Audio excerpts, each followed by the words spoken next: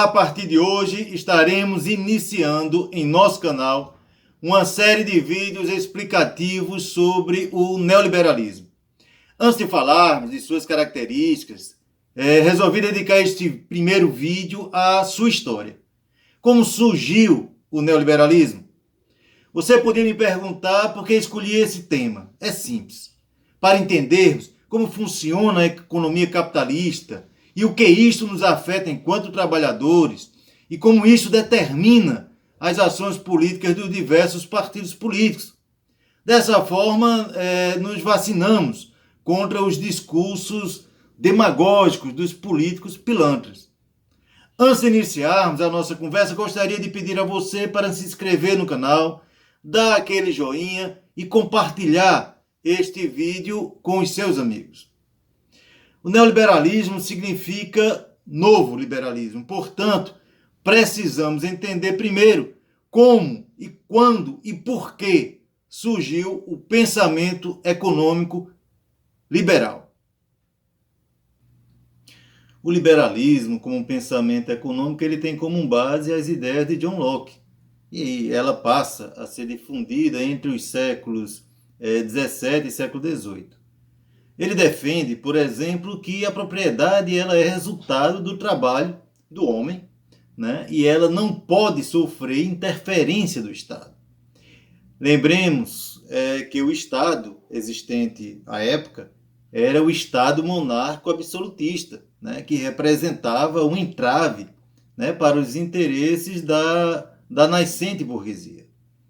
Entre as principais ideias do pensamento liberal, nós podemos citar a livre concorrência, a lei da oferta e da procura, né? Ou seja, o mercado é que regula os preços, a não interferência do Estado na economia, a defesa da propriedade individual e o desenvolvimento das forças produtivas, elas ocorreriam a partir das iniciativas individuais, motivadas, é claro, pela ganância, pela vontade de enriquecimento.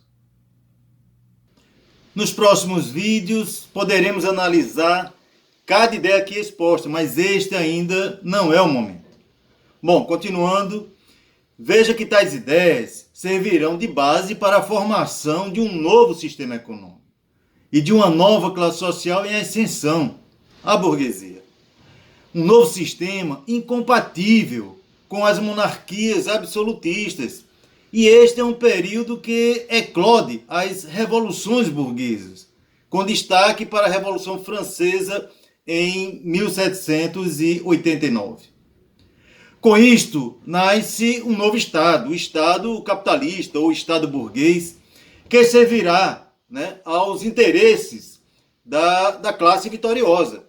É bom lembrar também que os ideais liberais eles serviam apenas para fortalecer a burguesia da Europa, mas não eram defendidos nos países transformados em colônia dos países imperialistas europeus, como os países do continente africano e asiático, onde seus povos eles eram escravizados ou mortos e suas riquezas eram saqueadas pelos europeus. É claro que tais ideias elas não eram nenhuma unanimidade. Em mais de 200 anos de capitalismo, a acumulação de capital pela burguesia ela foi realizada com o apoio do Estado, tanto no campo econômico, jurídico, quanto na repressão policial e militar sofrida, né, pelos trabalhadores que se rebelavam, né, contra a situação de miséria que eram expostos. Como o próprio Adam Smith afirmou, um dos principais pensadores do liberalismo, a riqueza ela é produzida a partir do trabalho. Portanto, para produzir e acumular riqueza, é necessário explorar a força de trabalho de outras pessoas. Isto é, pagar em forma de salário um valor inferior ao que ele produziu e se apropriar do excedente da riqueza produzida. Quanto mais trabalhadores tivessem na fábrica e quanto maior fosse a produção, maior seria a riqueza produzida e acumulada pelo dono da fábrica, o burguês. Porém, essa lógica do capitalismo, sem a interferência do Estado, acarretará a crise do sistema, como veremos adiante. Nesse período, a exploração do trabalhador ela era gigante, né? Jornadas diárias de 16 horas, sem nenhum direito, como conhecemos hoje. Não havia férias remunerada, não havia 13º salário, adicional de insalubridade ou periculosidade, horas extras, auxílio-doença, entre tantos outros direitos existentes hoje para os trabalhadores. Não havia salário mínimo, o patrão pagava salários de miséria, não havia justiça de trabalho para recorrer, né? Não havia previdência pública e, portanto, o trabalhador não tinha direito a se aposentar. São os próprios sindicatos, associações de trabalhadores que criam os primeiros fundos de aposentadoria para os seus associados. Em resumo, o Estado existia apenas para garantir a exploração do trabalhador pela burguesia. Neste cenário, o trabalhador que produzia tudo que era comercializado naquela sociedade, ele não possuía renda para consumir. E aí entra em cena algumas ideias liberais. Vamos à primeira, a lei da oferta e da procura. Com muita mercadoria sendo produzida e poucas pessoas em condições de comprar, o que é que acontece? No melhor dos cenários, a economia entra em recessão, as empresas fecham e o desemprego aumenta. No pior, o sistema todo entra em crise. Mas você poderia dizer, é só diminuir a produção e tudo voltará ao normal, né? Aí tem dois problemas. O primeiro é que ninguém regula o mercado. Segundo as ideias do liberalismo, o Estado não deve interferir na economia.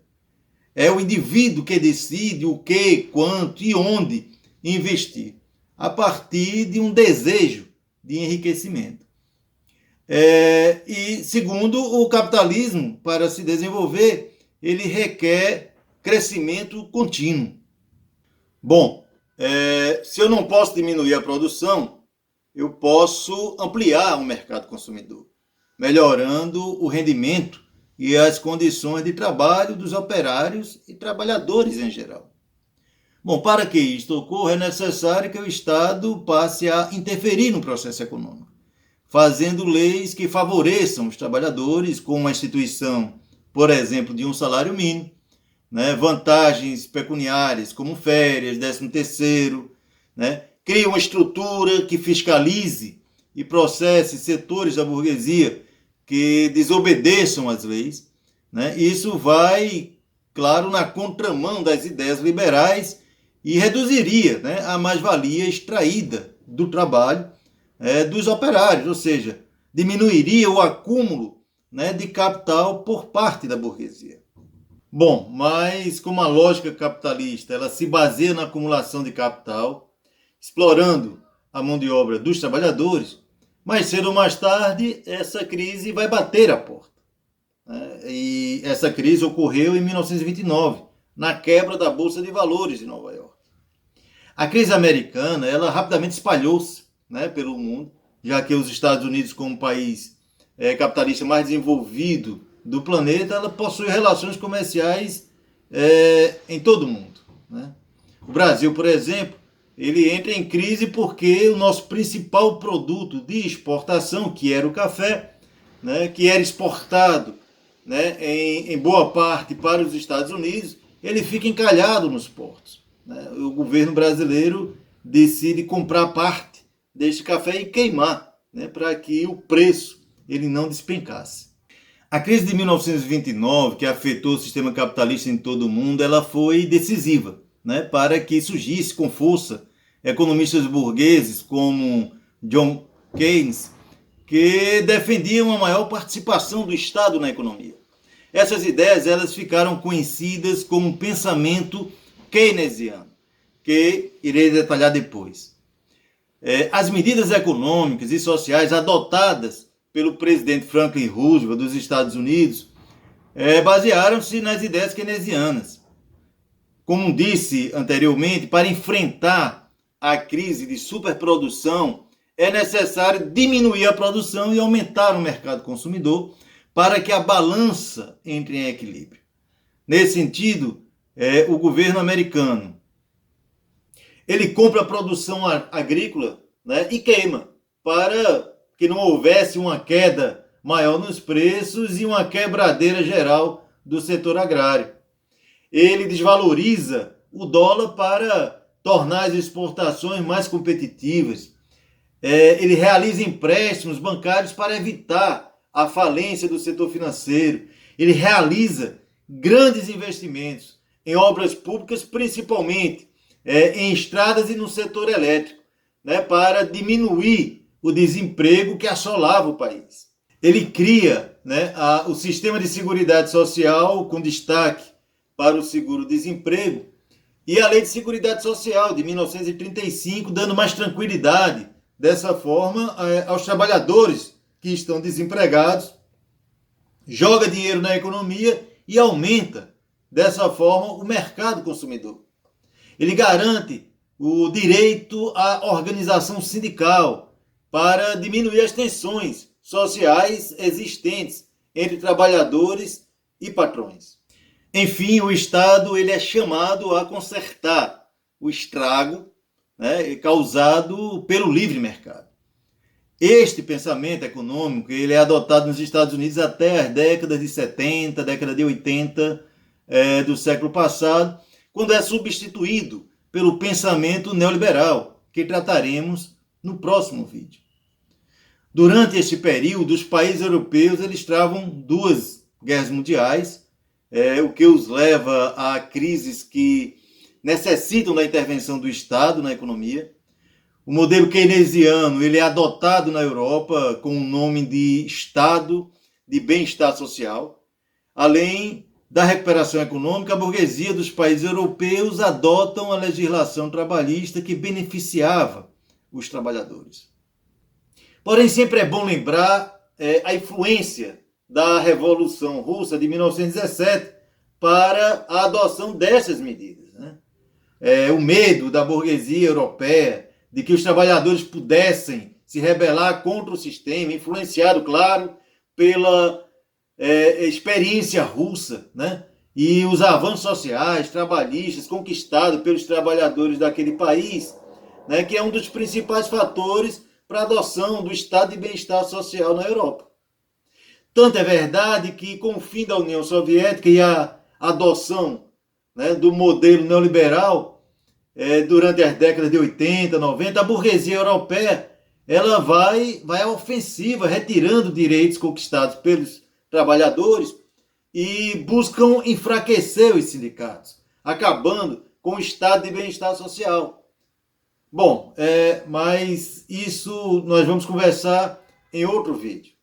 Espero que tenha conseguido levar um pouco de clareza sobre este tema, mas, como eu disse anteriormente, este será apenas o primeiro de uma série de vídeos que abordarão sobre o funcionamento da economia capitalista, em particular do pensamento neoliberal.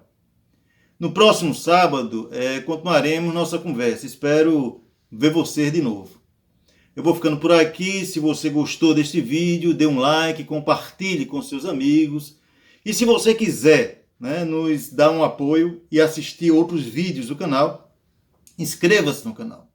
Não se esqueça de fazer um comentário e até sugerir um tema para o próximo vídeo. Um grande abraço e até o próximo sábado.